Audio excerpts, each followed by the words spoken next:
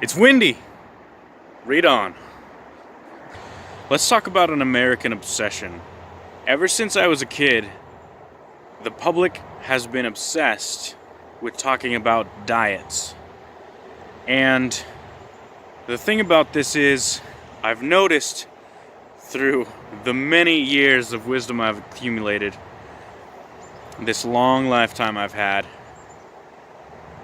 the dieting hasn't stopped. But if the diets were working, shouldn't it? Shouldn't we be done dieting?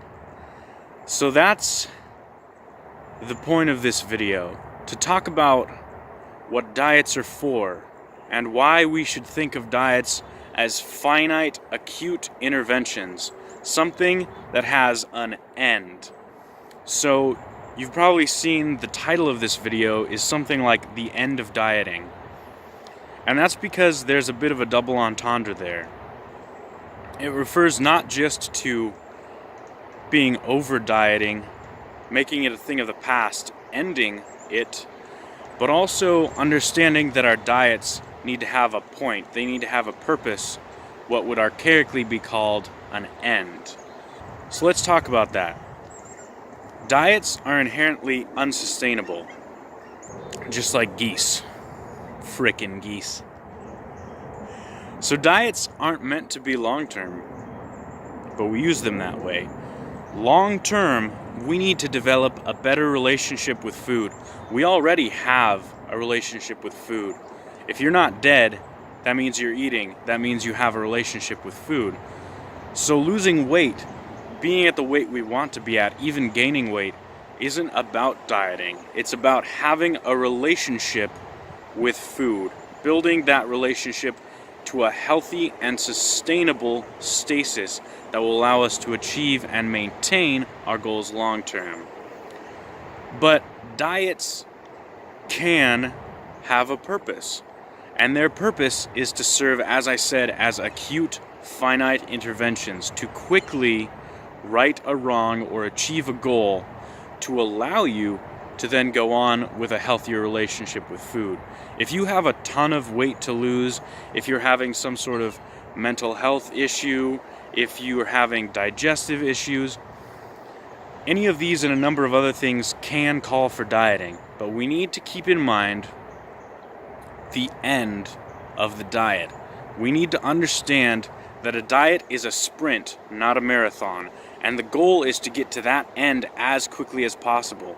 So if you have 50 pounds to lose, you need to sprint the first 40 and then build a relationship within which you can lose the last 10 and maintain that healthy weight, that healthy stasis.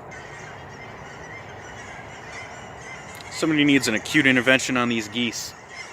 Carnivore, vegan, fruitarian, ketosis, all perfectly valid diets.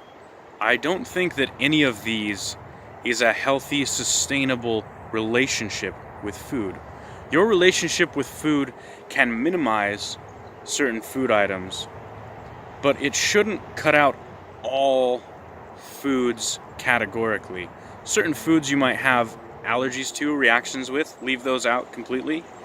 But entire groups, I don't think that that's sustainable. I don't think that you should be going to parties for the next 50 years telling your friends, oh, I can't eat that.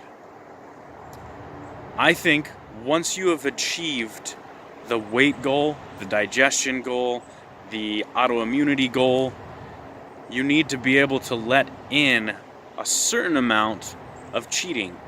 Otherwise, it's an obsession, it's a compulsion, it's orthorexia.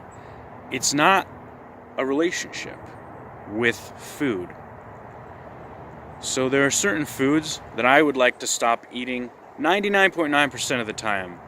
I know what sugar does to my body, but I'm not going to create an obsession with sugar by telling myself I can never eat it. I'm not going to create an obsession with any food because I feel that it has no purpose in my diet. That's unhealthy. That's psychologically damaging. Our next question should be how. do we build a relationship with food? And what should that relationship with food look like? And of course, that will vary from person to person. But I've gone long enough in this video, so I will do that next time. I will make this into a series where we will talk about the purpose of diets and how to build a better relationship with food, what that relationship should look like, etc. So if you liked this video, if you want to see the rest of this series, go ahead and subscribe. YouTube will not show me to you if you don't subscribe. Very few people are getting me from the algorithm itself. So go ahead and subscribe, like this video if you liked it, leave a comment if you have any questions, and I will see you next time.